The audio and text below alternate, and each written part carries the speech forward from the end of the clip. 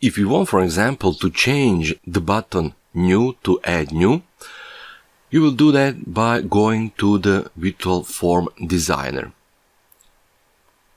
In the Virtual Form Designer, select the form that is having these button groups.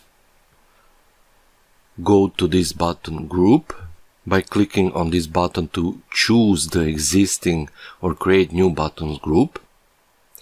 Then select this button group, go to Details, select the button you want to change the caption, click on this command button, click on the Choose Existing or Create New command button, and select the button and change the caption. I will change the caption from new to add new.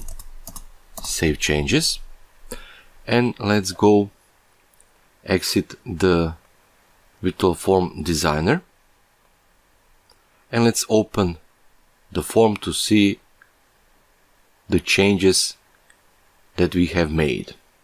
And from new we have changed the button to add new, or you can change the language from new, for example, to Novo if you want to change the buttons to a new language, for example, from English to Croatian.